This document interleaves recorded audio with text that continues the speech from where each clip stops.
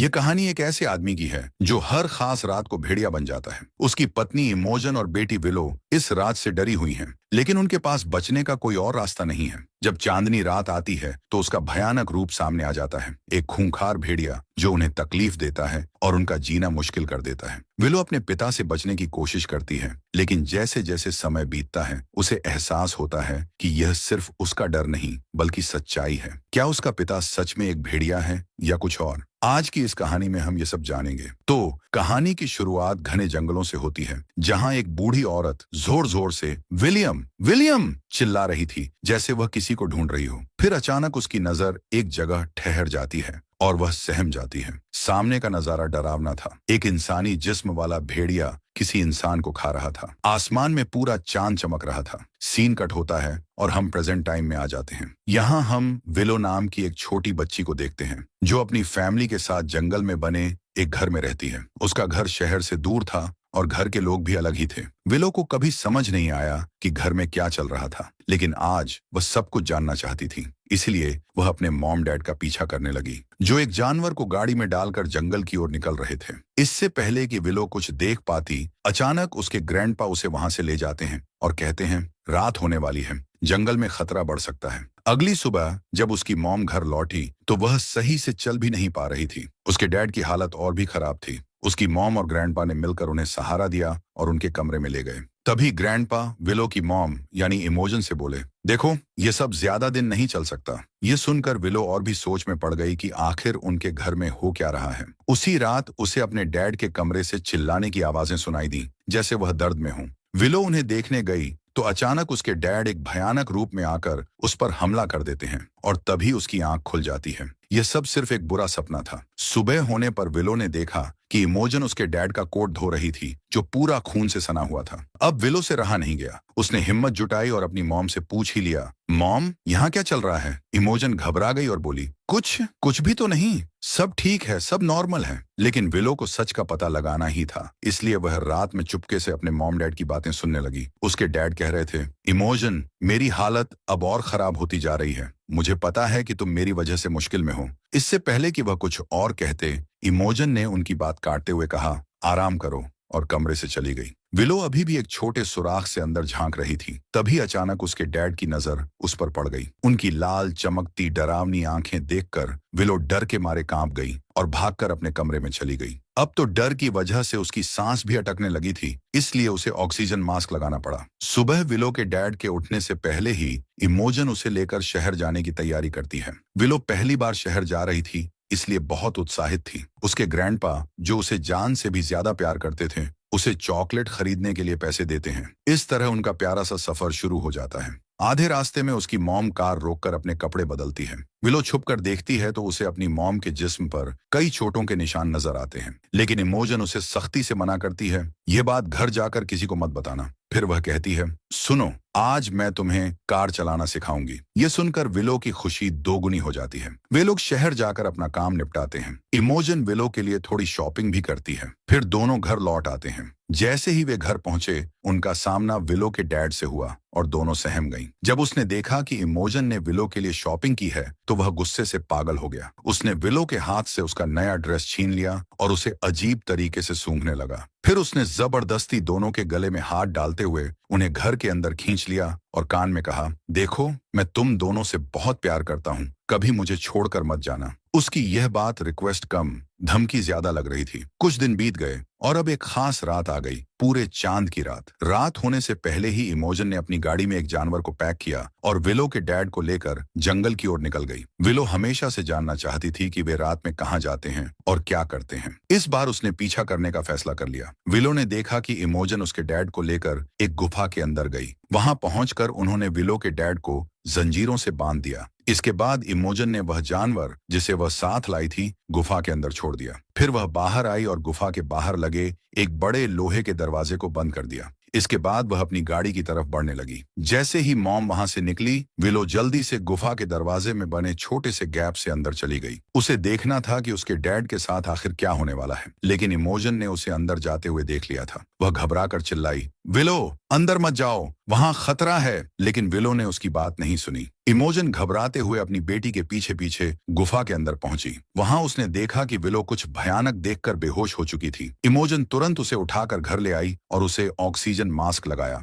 अब पता चलता है कि विलो ने ऐसा क्या देखा था जिससे वह बेहोश हो गई। उसने अपने डैड को एक भेड़िए में बदलते हुए देख लिया था। उसके डैड की बॉडी अजीब तरीके से बड़ी हो रही थी। उनके नाखून तेजी से बढ़ रहे थे, उनकी स्किन जगह जगह से फट रही थी और उनके मुंह में बड़े बड़े नुकीले दांत उगाए थे। कुछ ही पलों में वह पूरी तरह से एक भेड़िए में बदल गए। यही भयानक नजारा देखकर विलो डर के मारे बेहोश हो गई थी। लेकिन जब वह होश में आई तो उसे सच्चाई पता चल चुकी थी। उसके डैड अब इंसान नहीं रहे, वे एक भेड़िए में बदल चुके थे। अगली सुबह पूरी फैमिली डाइनिंग टेबल पर बैठी थी। विलो के डैड की हालत अजीब थी, जैसे वह पागल हो गए हों, और विलो पिछले रात के भयानक मंजर के बाद बहुत डरी हुई थी। लेकिन इमोजन ऐसे बैठी थी जैसे कुछ हुआ ही ना हो। घबराकर विलो वहां से उठी और अपने ग्रैंडपा के घर चली गई। उसके वहां से जाते ही इमोजन और उसके डैड भी ग्रैंडपा के घर आ गए और गुस्से में बोले, बाहर निकालो विलो को। ग्रैंडपा ने समझाया, अरे वो डरी हुई है, उसे कुछ दिन मेरे पास रहने दो। लेकिन उसके डैड और इमोजन ने उनकी एक न सुनी और उनसे बहस करने लगे। ये सब देखकर विलो से सहन नहीं हुआ और वह चुपचाप ग्रैंडपा के कमरे से निकली और अपने घर की ओर बढ़ गई। घर लौटकर भी उसका दिमाग ठीक नहीं था। उसकी मॉम ने उसे जो नए कपड़े दिलवाए थे, उसने गुस्से में उन्हें भी फाड़ दिया। अब रात हो चुकी थी। चुपके से उसके ग्रैंडपा उसके घर आए और उसके कान में बोले, चलो यहाँ से, तुम्हें इन दोनों से खतरा है। विलो उनकी बात मानकर उनके साथ चल पड़ी। लेकिन इस बात की भनक उसके डैड को लग गई। विलो के डैड ने तुरंत अपनी गाड़ी निकाली और उनका पीछा करने लगे। जब उन्होंने ग्रैंडपा को रोक लिया तो उनके बीच झगड़ा हुआ और आखिरकार विलो को जबरदस्ती घर वापस ले आए। अब तो इमोजन को भी लगने लगा था कि उसके डैड ने उसकी बेटी को किडनैप कर लिया है। गुस्से में उसने अपने डैड से कह दिया, बस अब आप कभी मेरे घर नहीं आएंगे। यह कहकर उसने अपने कमरे का दरवाजा बंद कर लिया। लेकिन अब विलो और भी ज्यादा उदास हो गई, क्योंकि उसके ग्रैंडपा ही थे जो उसे अच्छे से समझते थे। विलो का मूड ठीक करने के लिए उसके डैड उसे उसी गुफा में लेकर गए जहां उसने उन्हें भेड़िया बनते देखा था। गुफा में आते ही विलो घबरा गई। उसे लग रहा था कि उसके डैड उसे नुकसान पहुंचाएंगे, लेकिन ऐसा नहीं था। उसके डैड बस उसे अपनी जिंदगी का सबसे बड़ा सच बताने आए थे। उन्होंने उसे एक कहानी सुनाई, उनके ग्रैंडपा की कहानी। मेरे ग्रैंडपा बहुत अच्छे इंसान थे, लेकिन हर पूनम की रात को न जाने उन्हें क्या हो जाता था। वे सब कुछ छोड़कर जंगल में चले जाते थे। असल में वे एक वेयरवुल्फ थे। हर बड़े चांद की रात को वे एक भेड़िए में बदल जाते थे। भेड़िया बनकर वे अपनी वाइफ या फैमिली को कोई नुकसान न पहुंचा दें, इसलिए जंगल में चले जाते थे। लेकिन यह बात उनकी वाइफ यानी मेरी ग्रैंडमा को भी नहीं पता थी। एक दिन मेरी ग्रैंडमा ने तय किया कि वह देखेगी कि वे आखिर कहाँ जाते हैं। उसने उनका पीछा किया और जंगल में पहुंच गई। वहां उसने उनका भयानक रूप देखा और डर के मारे बेहोश हो गई। जब चांदनी रात खत्म हुई और सुबह हुई तो मेरे ग्रैंडपा को होश आया। उन्होंने देखा कि अपनी भेड़िए वाली शक्ल में उन्होंने अपनी ही वाइफ को मार डाला था। इस बात ने उन्हें अंदर तक तोड़ दिया। ये वही सीन था जिसे हमने मूवी की शुरुआत में देखा था। एक बूढ़ी औरत जंगल में विलियम विलियम चिल्ला रही थी। असल में वही औरत उस लड़की की ग्रैंड मॉम थी। अब सीन दोबारा प्रेजेंट में शिफ्ट होता है। विलो के डैड उसे बताते हैं, मैं भी अपने ग्रैंडपा की तरह एक वेयरवुल्फ हूँ। ये कहते हुए वह बहुत इमोशनल हो गए। विलो उनके दुख को देखकर खुद को रोक नहीं पाई और उनसे लिपट गई। इसके बाद वे दोनों हंसी खुशी घर लौट आए। वहां विलो की मॉम इमोजन भी उसे खुश देखकर बहुत खुश हो गई। वह भी इनकी मस्ती में शामिल हो गई। ये तीनों बेड पर लेट गए, जहां इमोजन अपने हस्बैंड से कहती है, तुम जब ऐसे होते हो तो मुझे बहुत अच्छे लगते हो। फिर सीन यहीं कट हो जाता है। अगले दिन विलो के डैड उसे जंगल में लेकर आए थे लकड़ियां काटने के लिए, लेकिन वहां किसी बात पर डैड ने उसे डांट दिया। इससे विलो डर कर सहम गई और चुपचाप बैठ गई। डैड ने यह नोटिस कर लिया और उसका मूड ठीक करने के लिए बोले, तुम तो इस जंगल की प्रिंसेस हो। इससे विलो का मूड काफी बेहतर हो गया। फिर विलो के डैड उसे गाड़ी के ट्रंक पर बिठाकर सैंडविच खिलाने लगे। वे उसके लिए कुछ और भी लाए थे, जिसे लेने के लिए वे कार के फ्रंट में गए। लेकिन वहां उन्हें इमोजन की वही ड्रेस मिल गई जिसे वह पहनकर शहर जाती थी। ये देखकर वे गुस्से से पागल हो गए। उन्होंने ड्रेस उठा ली और विलो से पूछताछ करने लगे। लेकिन जब विलो ने कुछ नहीं बताया तो गुस्से में उन्होंने उसके हाथ से सैंडविच फेंक दिया और उसे लेकर घर आ गए। घर आते ही उसने इमोजन को ढूंढा और उसे गाड़ी में बिठाकर जंगल की तरफ ले गया। आज तो पूरे चांद की रात भी नहीं थी। विलो को समझ नहीं आया कि अब क्या होने वाला है। अगली सुबह जब वे घर लौटे तो इमोजन की हालत बहुत खराब थी। खैर, दिन यूं ही टेंशन में गुजरते रहे। फिर एक दिन विलो का जन्मदिन आ गया। इसे सेलिब्रेट करने के लिए इमोजन ने उसके लिए केक बनाया, जिससे घर का माहौल थोड़ा अच्छा हो गया। साथ ही विलो के जन्मदिन पर उसके ग्रैंडपा भी आए। उन्होंने उसे एक प्यारा सा पपी गिफ्ट किया। ये देखकर विलो बहुत ज्यादा खुश हो गई। इसके बाद सीन कट हो जाता है और फिर हमें कई दिनों बाद का सीन दिखाया जाता है। आज फिर से पूरे चांद की रात थी। हर बार की तरह इमोजन और उसके हस्बैंड जंगल के लिए निकल गए, लेकिन इस बार घर पर विलो के साथ भी कुछ अजीब होने लगा। उसका एक नाखून अचानक गिर गया और वहां से खून निकलने लगा। फिर धीरे धीरे उसके बड़े बड़े नाखून उगने लगे। उसकी बॉडी भी बदलने लगी और दांत बिल्कुल एक भेड़िए जैसे हो गए। इससे पहले कि वह पूरी तरह भेड़िया बन जाती, अचानक उसकी नींद खुल गई। उसे एहसास हुआ कि यह सब एक बुरा सपना था। जब वह उठी तो बहुत ज्यादा घबराई हुई थी। डर की वजह से उसकी सांस भी ठीक से नहीं आ रही थी। किसी तरह गिरते पड़ते उसने अपना ऑक्सीजन मास्क उठाया और अपने मुंह पर लगा लिया। हालत बेहतर होने के बाद जब विलो पानी पीने के लिए किचन में गई तो उसे दरवाजे के बाहर किसी की आवाजें सुनाई दी। इसके पहले कि वह गेट खोल देती, पीछे से ग्रैंडपा आकर उसे रोक लेते हैं। अब पता चला कि इस बार चांदनी रात में इमोजन अपने हस्बैंड को अकेले ही जंगल में छोड़कर घर वापस आ गई थी। इसी वजह से वह बहुत गुस्से में घर लौटा था और कुछ भी कर सकता था। विलो की हिफाजत के लिए ग्रैंडपा उसे उसके रूम में छोड़ आते हैं। फिर इमोजन अपने डैड से एक गन लेती है। गन लेकर वह शायद अपने हस्बैंड को मार ही देती। यह एहसास होते ही विलो दोबारा पैनिक हो जाती है और बेहोश हो जाती है। उसकी गिरने की आवाज ग्रैंडपा और इमोजन दोनों सुन लेते हैं। वे तुरंत उसके पास आते हैं और जल्दी से उसे ऑक्सीजन लगाने की कोशिश करते हैं, लेकिन अफसोस सिलेंडर में ऑक्सीजन खत्म हो गई थी। अब इमोजन को नीचे बेसमेंट में जाना पड़ता है। बाहर आए खतरे की परवाह किए बिना वह जल्दी से सिलेंडर लेने के लिए बेसमेंट की तरफ बढ़ती है, लेकिन जब वह ऑक्सीजन सिलेंडर लेकर ऊपर लौट रही थी तो गलती से उसकी पॉकेट से गन गिर गई। इधर